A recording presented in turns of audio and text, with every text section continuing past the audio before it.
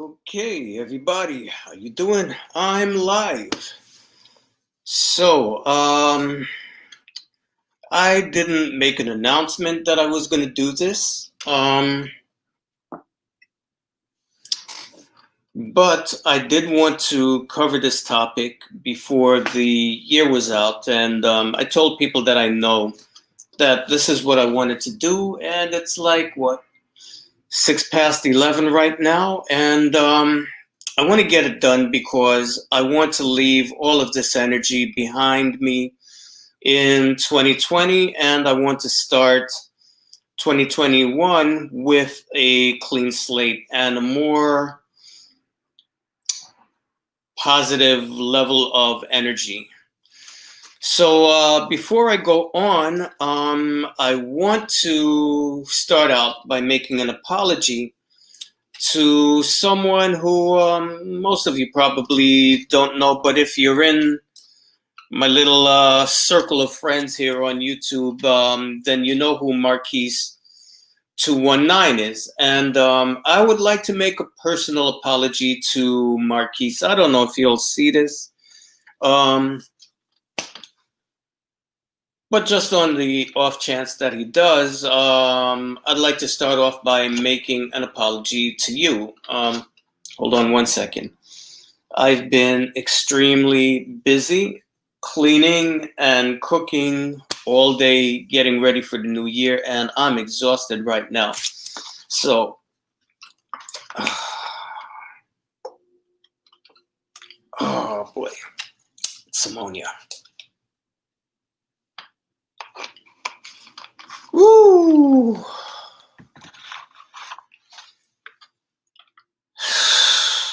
Okay, I'm ready. So, Marquise, what I'd like to say to you is I want to apologize to you for giving you a hard time this year. I've trolled you an awful lot. And I know that it upsets you. I know that it hurts you. And like I said, I want to apologize for doing that to you. I'd just like to explain why I did what I did. I'm not saying that that makes it any better. But hey, Flor de Oro, nice to see you, man. Oh, the cookies. Oh, I got the almond milk. But I don't have any cookies, man. I got pumpkin pie, but I need to get this finished before midnight, and I can't do that if I'm snacking on pumpkin pie at the same time. So I'm apologizing to Marquise for giving him a hard time and trolling him, because I trolled the shit out of Marquise. I really did. Like, it was crazy. And, what I want to say is the reason why I did that is, ironically, it's related to the theme of this video, right? So I believe it was, I don't know how long ago it was. I'll have to go back and look. I had made a video about Kem, addressing the question of whether or not Kem was racist. And Marquise came on and left a really nasty comment under my video. Basically, he was attacking my looks. And so, Marquise, that's what you did. You came on, you had made a statement attacking my looks, and that didn't really upset me because I'm pretty comfortable in myself and who I am and what I look like and what I don't look like. But what upset me more than anything else was the intent behind what you did, because you came to my channel without even, like asking me a question or, like trying to get some dialogue going. You just made a really childish jab at me, and it was done from a place of ill intent. I mean, there's just no way around that. It was done out of a spirit of meanness. And so I went to your channel and I saw your picture, and I gave you a dose of your own medicine. And for those of you who don't know Marquise, okay, let me say this. He's not an ugly guy, I guess, but he does not conform to the Eurocentric standard of looks. Let's just say that. And I did make a lot of insulting comments about his looks. And in doing that, I was feeding into that legacy of white supremacist, colorist, derogatory comments about people of African descent, putting people who have stereotypical African features down. And I apologize for that, because that's not the kind of person that I want to be. That's not the person that I am. My channel was created out of an intent to, for one thing, facilitate cross-cultural understandings. Second of all, to uplift people of the African diaspora, because there's so much negativity out there, so much negative publicity out there about us, whether we're from the continent or the United States or the Caribbean, wherever we are, And lastly, to help to heal that emotional damage that's been done to us. And I can't live up to the ideals of my channel if I am engaging in that kind of behavior.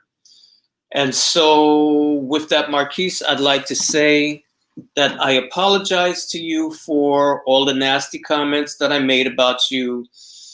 I apologize for trolling every last single one of your videos and giving you a hard time. But it was funny, you have to admit. Not the part about, your looks or anything, but I apologize. No, seriously, I do. I do apologize, because like I said, I don't want to be that kind of person. So I hope that you can take this apology in the spirit that it's really meant, and that we can put that negativity behind us and move into 2021 on a more positive note, because at the end of the day, there's a lot of people out here that we have encountered, unfortunately, on YouTube who hate both of our guts, and in the face of that kind of hatred, it doesn't do either one of us any good to be tearing each other down or to be belittling one another. We have enough enemies out there already. We don't need to make enemies out of each other. So I hope that you take this apology in the spirit that it's meant, and that we can just forget about it and move on. So I'm wishing you a happy new year. Glad that you made it through 2020 alive and safe, and you and all of your family, and hoping that 2021 will bring you many blessings and continued success and prosperity. So big up to you. Okay, now tackling the issue at hand. So I've been getting people who wanted me to address this situation for a long time, especially the earlier part of this year and everything that went down. And I really didn't want to. I just wanted to walk away from it and just leave it be. So I haven't really spoken about it. Except I did do an interview on Andrew's channel, and I did speak about it a little bit, but that's his channel. this is my channel. So I'm going to address the situation. I came across Kem's channel quite by accident. I was going through, DNA videos on YouTube, and I wanted to see, like, DNA results from people from the Caribbean, because I was watching all these videos and seeing people all over the world, talking about their DNA results. And I was curious. And, like, I'd like to see what the experience of people from my part of the world have with this DNA thing. And so I went looking for, West Indian / Caribbean DNA. Now, at that time, they were, hey, Maceo, what's up, man? At that time, like DNA. Yeah, we definitely. Maceo, I need to figure out when is a good time to call you, because I know you're busy during the day, and I don't know what your time is like in the evening. I wanted to call you today, but I had stuff I had to do, But we'll definitely, if not tomorrow, then over the weekend, we'll definitely, link up, We've got a lot to talk about, man. A lot of stuff I want to ask you about. So, as I was saying, I went looking for DNA videos on YouTube from, people from the Caribbean. And at that time, and even to today, for some reason, the overwhelming majority of videos put out, DNA videos from the Caribbean just happens to come from the Dominican community. I don't know why that is. There were like maybe 3 videos from Puerto Rico, 1 from Trinidad, let's see, and like maybe 2 from Cubans. And that was it. And the rest of them were all Dominican. There were no Jamaican DNA videos at that time. So, hey, Dominican Republic, well, it's part of the Caribbean. And I figured that, looking at their results, you'll see the migratory patterns and stuff. It's still the Caribbean, and it still gives information about all of us in the Caribbean, because we experience similar circumstances in many respects. And of course, underneath all of these Dominican DNA videos is all of this and all of this trash talking. And I believe that after a while of looking at these videos, I see this title come up having to do something with the Dominican Republic, but it was like mixed in with all of these DNA videos. So I clicked on it accidentally, thinking that this was another DNA video. And it turned out to be Kem. And Kem bashing all of these African Americans. Now, underneath all these Dominican videos, there was a lot of anti-Black sentiment, anti-African sentiment going on in general, right? And all of you who know me, I'm coming at you. You talking shit about the Africans, I'm going to correct you, especially if you're coming out of pocket and you're incorrect. I'm going to correct you. So I started making comments under Kem's videos. And to make a very long story short, my responses were so long. Now, one thing, when I was replying to Kem, I never insulted him. I never cussed him out. I never called him out of his name, because honestly, I really didn't need to. I could see by the things that he was saying that there were a lot of things that he was very ignorant about when it came to the African American community, when it came to African history, in general. And so I would just counter his talking points with facts. You know, I'd leave comments, I'd leave videos, you know, things that he could reference. But I would leave very detailed, very long and detailed comments under his videos.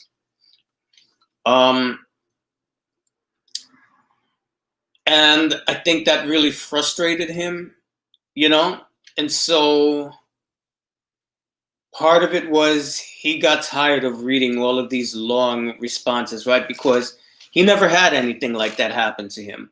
Everyone who came on his channel basically was, you know, cussing him out. You're a faggot. You're this, you're that, you know, just all this kind of, you know, juvenile stuff. But he never had anyone who actually came and engaged him, right? So he made one video one time talking about, all you guys, all you ever do is you just insult me. Never once have you ever tried to like have a talk with me or engage me or whatever. And so I was like, here I am. Here's your opportunity. And so I forgot how, but I think we had our first meeting face-to-face on Skype. And then from Skype, we exchanged phone numbers. And we would have very long, detailed conversations. Now, why did I engage him in this way in the first place? Because, like I said, one of my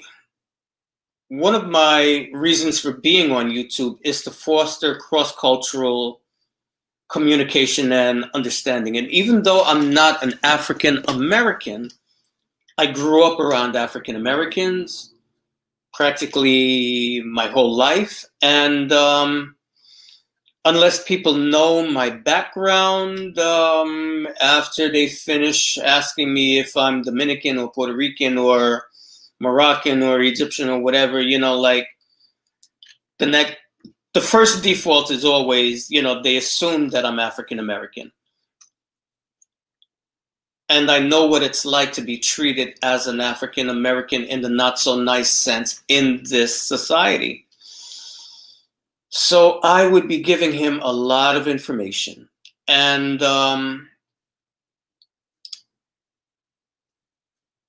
you know, I remained pleasant, I remained neutral, because if you're going to truly communicate with someone, you can't just jump out there and cuss them out, right?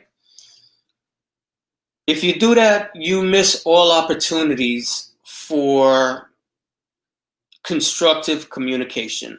And that was always my intention from Jump Street, was to create an atmosphere of communication, create understanding, mutual respect. And so I got to know him as a person. And the person that I know, hey, Happy New Year. Hell no, I'm gonna be off of this shit like before the clock strikes 12. I ain't gonna be here forever. Fuck that. No, that's why I'm not putting out the link.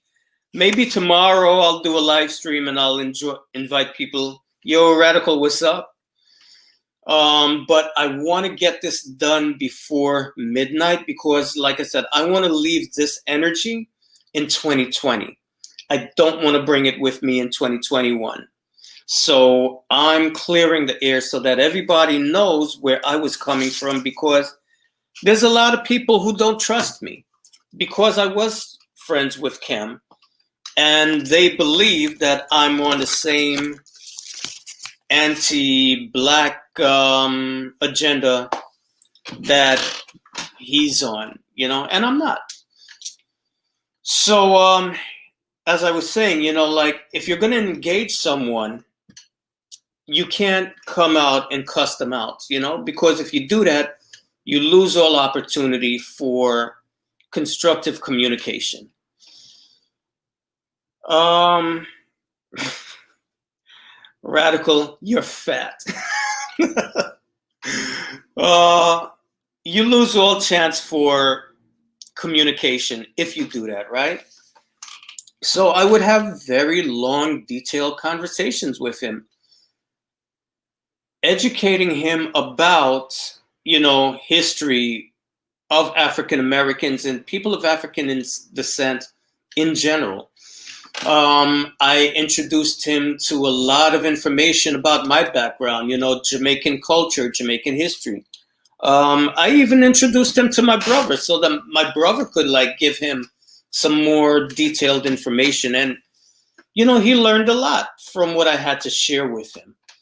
And at the same time, I was able to learn a lot from him about, issues in different Latin American countries, their political and economic, relationships between each other. And I looked at it as being a positive situation because he was getting to learn, things that he didn't know before. And on the other hand, I was also learning myself, because I like to learn. I like to learn about different cultures and situations. But beyond that, I started to get to know the human being behind the YouTube persona. And I got to understand his perspective, or at least what he told me was his perspective. Radical, fuck you.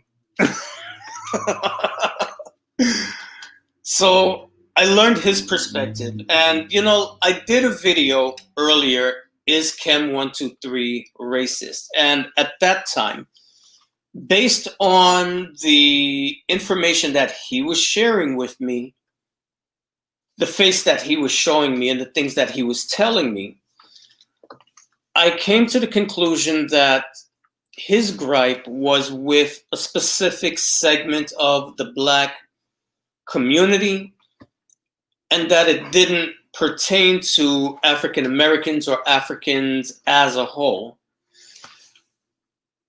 And I said, okay, well, I can understand that, but the way you deliver your information is really sloppy.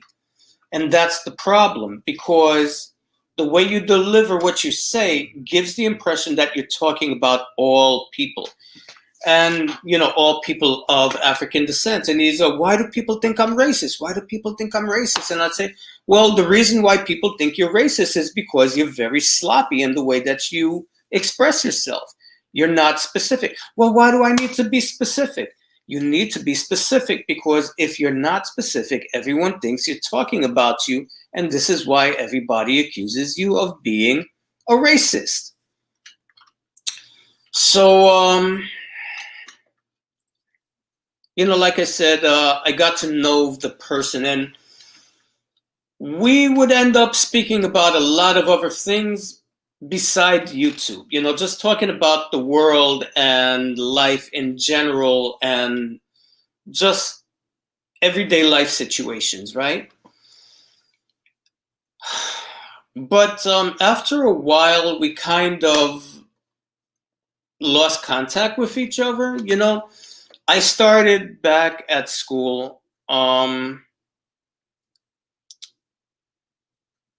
Naomi, you're so evil. Look, Naomi, I don't want you playing with Radical, and Radical, I don't want you playing with Naomi, okay?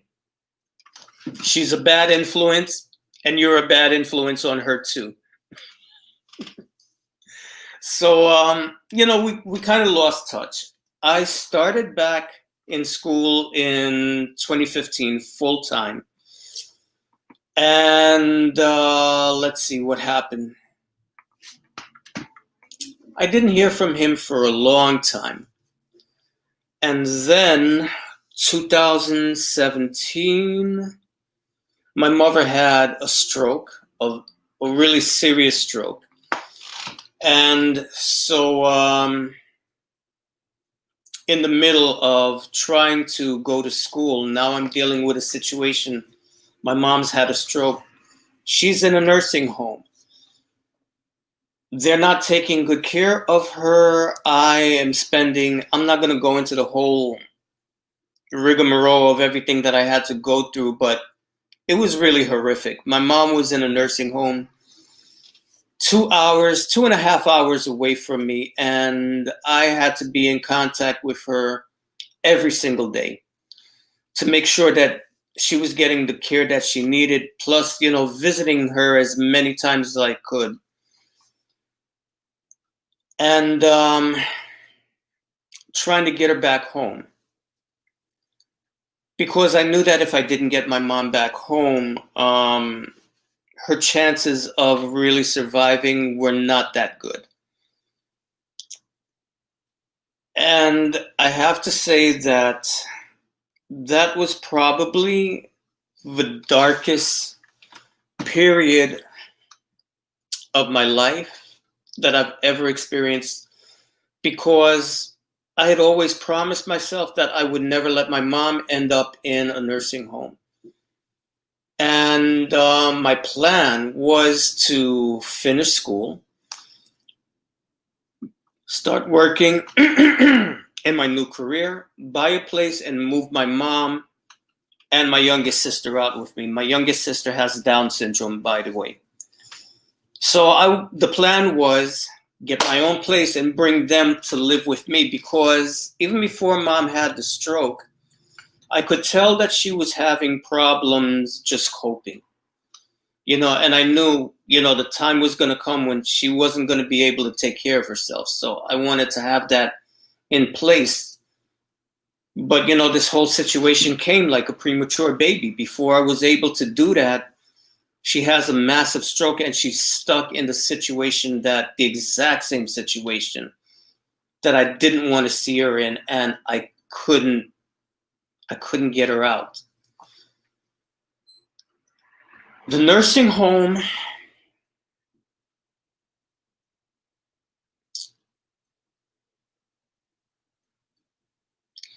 from the second that my mom set foot in that place, they were already scheming to take custody of her away from me. I'm not going to go into all of the details, but to make a long story short, they wanted to get her assets.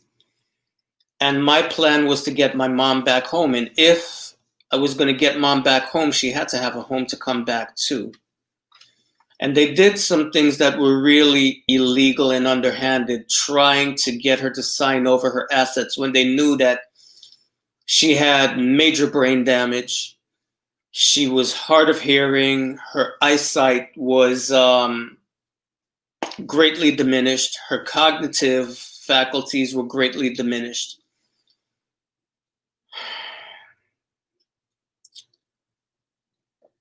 The work that I did with her every day helped her to start regenerating her brain.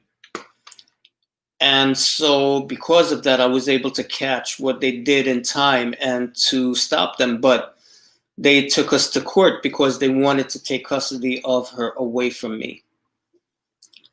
And there was a debt that was building up, and I couldn't pay it, and I couldn't find a way around it. And I was in a very dark, dark place, to the point where I started having murder, suicidal ideations. And I was seriously contemplating getting a gun and going to the nursing home and first killing everybody in the finance office, and then making my way upstairs and putting my mom out of her misery, and then putting myself out of my misery. And that's where I was emotionally. And it's around this period of time Well, that's what it was. That's what was going on.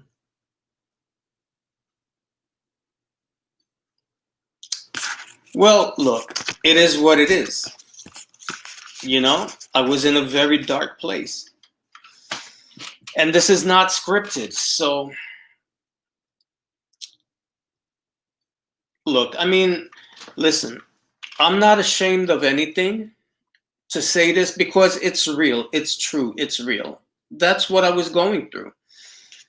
And code it up. How do I code it up? Look, that's where I was. I was in a very dark place. It was a very difficult time for me. And at this point in time is, ironically, Kem reestablishes contact with me. It was very helpful to have someone that could take my mind off of all of that stuff. Because speaking with Kem, his mind is like this. It just keeps rolling. So it was really helpful to be able to just get into that stream of consciousness of just talking about everything and anything, because it kept me from thinking about what was happening in my everyday life. And between that and prayer and real deep prayer and meditation, it helped to give me the strength to pull myself out of that despair and to keep it together and to just, come back to my senses. And, thank God for my godfather and my godmother and my godbrothers and sisters and their prayers. And, I had a very big support system, and Lily Naspori, aka Nao-san, aka my right hand, aka the angry Japanese black woman. All of these people were the ones who kept, helped me to keep it together. And I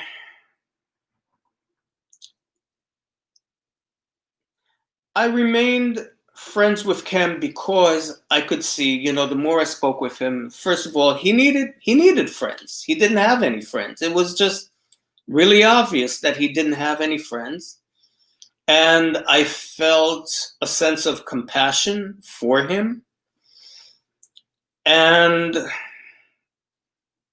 yes, that Flor de Oro, that's a very good suggestion. People, listen.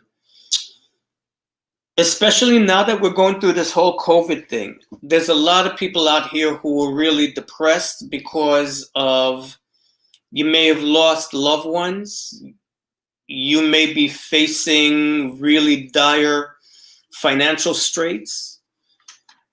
And I want to let you know that, listen, don't resort to a permanent solution for a temporary problem. You guys have no idea just how horrific my financial situation was during this time, I'm talking about, when my mom was in the nursing home. It was really, really horrible. And that was part of the problem, right? If you're having problems and you are thinking that maybe you would just be better off, ending it all, please. There are resources out here for you where you can speak to someone to not go down that route. I would look up on YouTube videos on prayer and meditation, how to do that, so that you can bring yourself back to your center. No matter what you're going through in life, no matter how difficult it is, it's never permanent. And you will live to see the next day. But if you decide to do something drastic, you never get that chance. And unbeknownst to you, you would really be surprised at how many lives you affect. And so you got to think, if you're not going to do it for yourself, think about it from the Hey, hi, Booty Bandit Batista. You're, you're too much. What's up? If you're stuck in a place where you're considering suicide, think of the people around you in your life and the pain that you would be causing them if you did something like that. So if you can't live for yourself, live for the people around you. Because you're a blessing to somebody in this world. And so, yeah, with Kem, it was helpful to have someone that I could just speak to forget about all the trash that was going on in my life. And also, for his sake, how do I put this? With Kem, calling him a racist is really it's too simplistic. Because the truth about Kem is that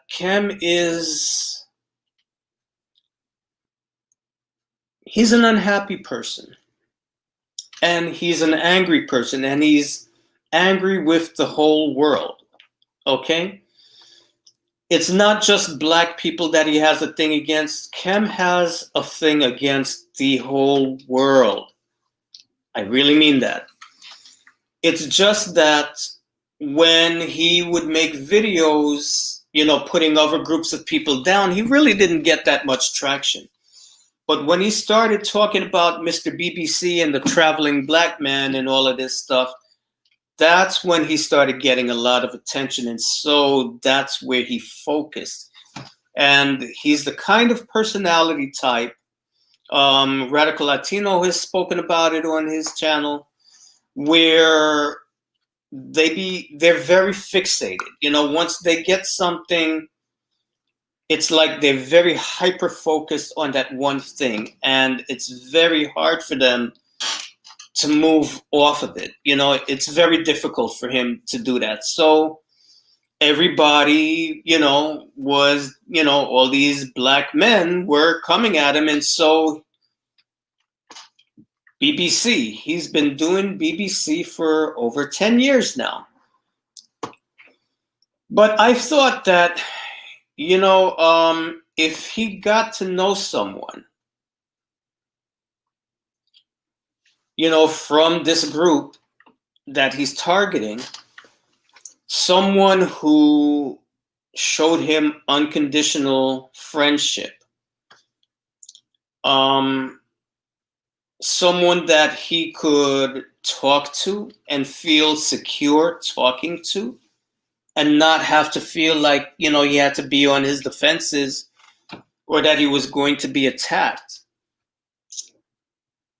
Maybe that would shift his perspective, and that he would realize that what he's doing actually has real life negative consequences for a lot of people who are innocent, who don't deserve to be targeted in that way. People like someone who is your friend, and I would say, Kem, you got to understand that these type of videos and this type of speech, it's feeding into a mindset that exists out there where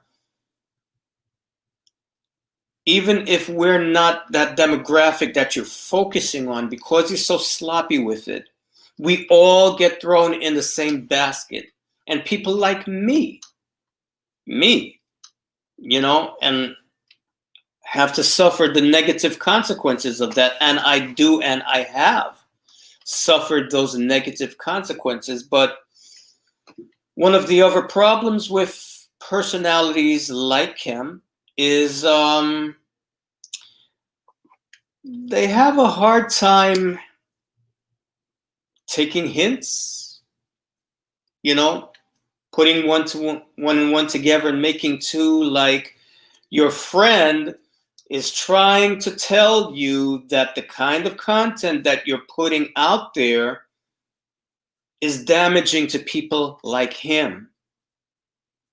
And now you would think, a logical person, this is your friend, you care about this person, right? So maybe you would try to make an effort not to do things that hurt people like your friend. But people with that kind of personality situation like Kem, it just doesn't click. Now, enter in another famous personality that we all know. Mr. 2121, aka I got ran out of the United States and now I'm living in the Dominican Republic, raising organic chickens that I can eat. So, around this time, he and, well, even before that, because, yeah, from like summer before last, 2019, him and Antonio had a falling out, right? And because he contradicted Antonio on his statement, Antonio was talking all this crap about Black people and Africans having low IQ, and like, good God, who are you to talk? Yeah, me too. That's why I'm leaving all of this shit behind. It's all staying in 2020. I'm not bringing it in 2021. That's why I want to do this now, because I don't want to talk about this in 2021. But I'm giving you the Reader's Digest version. So with Antonio, there was all this antagonism between Antonio and Kem. And, Kem made like a whole bunch of videos, just making Antonio look stupid. And then Antonio's channel got taken down. And then a few months later, Antonio comes crawling to Kem wanting to talk. And next thing you know, Kem is communicating with Antonio. He's doing videos with him. And, I say to Kem, why are you friends with this guy? Like, after everything that you said about him and vice versa, why are you friends with him? And he's like, oh, I'm not his friend. And I'm going to fast forward now, because I do want to be done with this before midnight. But I noticed Kem was communicating more and more with Antonio, and his attitude towards me started changing up, like he, I would call him and he wouldn't pick up the phone. He wouldn't answer. And this went on for like 2, maybe 3 weeks. And then when he did answer, it was like, yeah, what? I was like, damn, I'm just calling to see how you're doing. I haven't heard from you in a couple of weeks. And he was just like really, really terse with me.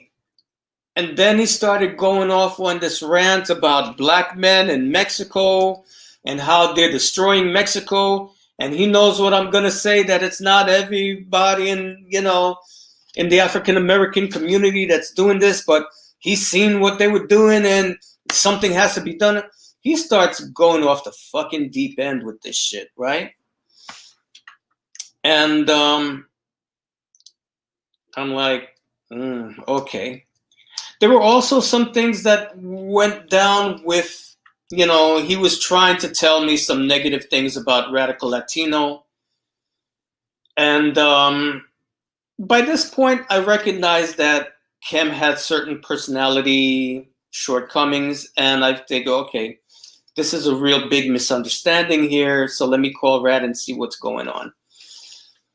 But then what happens is Antonio made that rant video that went viral, and Kem basically makes a video congratulating Antonio. And, I just came to a place, I was at a place in my life at that point where I had to just really seriously evaluate the kind of people that were in my life and the kind of energy that they bring, and whether or not this is something that's beneficial to my life and my well-being. And the conclusion that I came to was Kem deliberately made a choice to get behind someone who he knew was extremely hateful, extremely emotionally disturbed, and just really living in a very dark space. And, like they say, birds of a feather flock together. And I just realized that it was really pointless because Kem was making a decision. There were so many things that he could talk about, and I tried to encourage him to talk about on his channel that would be really positive and uplifting and really help people. But this is what he would much rather do. He would much rather roll around in the mud than to do something positive. It's not that Florida, or it's not that he did me dirty. It's just that he showed me his character. And after the part that I didn't say, in 2019, my mother passed away because I wasn't able to get her back home, And so that was a really dark pit. That was really horrible. And so I was dealing with that grief. And I just had to be, you know what? I don't want to be around all this negativity. I've gone through 2 years, 2 really horrible years of watching my mother suffer, trying to help her as best I could, and having her die because I wasn't able to get her back home, because I wasn't able to give her the kind of care that she needed to get. If I had gotten my mom back home, she'd be alive today. Let me just put it to you that way, because she was making progress with everything that I was doing for her. And I was like, do I want to be around this kind of nasty energy, Mr. BBC and these black men and all of this? And, to be perfectly honest with you, I am not a fan of sex tourism. And at some point, I will do a video about my views on it, why I don't agree with it, I don't like it. But Kem showed me his true colors. Let's just put it that way. And then the rest of it, you can go on Radical Latino's channel. The confrontation that happened when me, Kem, and Radical had a 3-way conversation together. I mean, he really showed me who he was. And I'm not the only one. I remember Sophia, Childlike TV Language, Dominican TV Language. She's had so many different names, and now she's off of YouTube. But she also had a falling out with Kem. And one of the things that she had said was that she never knew who Kem was, because he never showed her his true face. And what I realized about him, and what I realized about him now, just looking at some of the content that he's put out recently, he's a chameleon. He will try to change himself up to ingratiate himself with whoever he's talking to, to get that attention, to get whatever is missing in his life that YouTube fulfills for him. And, people would ask me, why was I friends with him? And I said, look, at the end of the day, I am exactly who I am. I've never pretended to be anyone that I'm not in order to be his friend. And if he's ever said things that were incorrect, that I disagreed with, I let him know. I never tried to be who I was not. And if he's not being truthful with me, then that's on him. So we are at 11:56 now. So basically, that is the real reason, in a nutshell, why I walked away from the friendship with Kem. And like I said, calling him a racist, it's not that simple. He's got a lot of things going on in his life and in his mind that are really broken. And I guess this is the way he's trying to address those deficits in his life. But I don't want to be around that kind of negative energy. I want to be around people who are positive, who are trying to do something to make this world a better place. And unfortunately, that's not him. So everybody, listen. It is 11:57 now.